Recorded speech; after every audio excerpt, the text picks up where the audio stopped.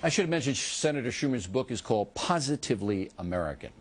In the personal story segment tonight, do you believe in God? Increasingly, fewer Americans do. According to a Pew poll, 12% of us do not have a belief in a higher power, up from 8% in 1987, and that group includes agnostics. In Europe, the rise of atheism and of Gnosticism is stunning. According to a Zuckerman study, in Sweden, as many as 85% of the population are non-believers. Japan, 65%. France, 54%. And in Britain, 44% do not believe in God in Great Britain. Listen now is a man who understands that position. Richard Dawkins, the author of the mega-selling best book, The God Delusion. I think it takes more faith to be like you, an atheist, than like me, a believer, and it's because of nature. You know, I just don't think we could have lucked out to have the tides come in, the tides go out, sun go up, sun go down. Don't think it could have happened. We have a very full understanding of why the tides go in, the tides go out, of why the continents drift about, of why life is there. Science is ever more piling on the evidence, piling on the understanding. But it had to get there. I understand that you know, the physiology of it, if you will, but it had to come from somewhere. And that is the leap of faith that you guys make, that it just happened.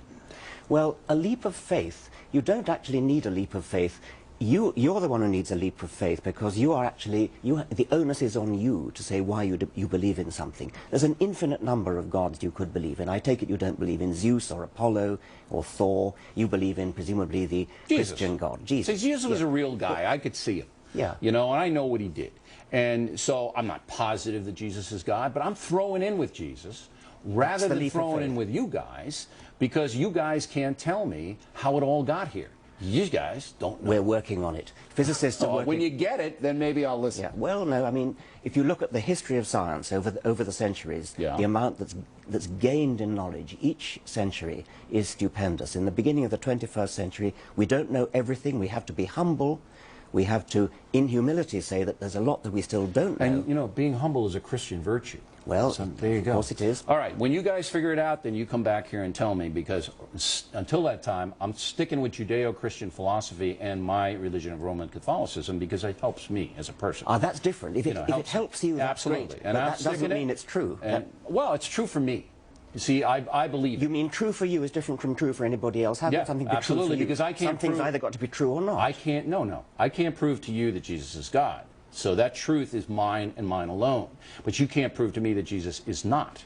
So you have to stay in your little You can't belief prove system. that Zeus is not. You can't prove that Apollo is not. Or Well, I saw Apollo, man. He was down there. He's not looking good.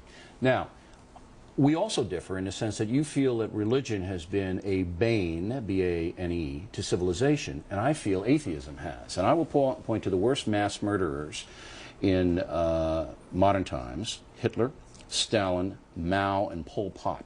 All confirmed atheists, all people who wanted to wipe out religion. Now, I know you can point to the Crusades and you can point to Al-Qaeda right now. I mean, it's there, and there's no question. But I say that I'm throwing in with the founding fathers of the United States, which saw religion, spirituality, as a moderating influence, as a good thing if people embrace the true tenets. Go ahead. The founding fathers of the United States were secularists above all. Some of them were religious, some of them were not, but they were above all secularists who believed in keeping church and state They separate. had to because of the oppression in Europe. That was what they were, right. Precisely. But I mean, that was almost all of them, they all said a prayer before their deliberations. In their letters, and I have almost all their letters, they all reference the deity. Our Declaration of Independence references heavily. But they saw it as a moderating influence because the federal government at that point couldn't control the country. And they said, you know, if people follow Jesus, then the country is going to be better. It may well be a moderating influence. As for Hitler and Stalin and so on, I mean, of course, Hitler, by the way, was a Roman Catholic. No, he never was. He was raised in that home, yeah, well, but he rejected it early on. We can dispute that. Stalin was an atheist, no question. But Stalin did the bad things he did, not because he was an atheist. I mean, Hitler and Stalin both had moustaches, but we don't say it was their moustaches that made them evil. I don't think they had any moral foundation, any of those guys. I will say, I don't either. Your book is fascinating, and, you know, congratulations on your success. Thanks for coming on in here. Thank you very much indeed.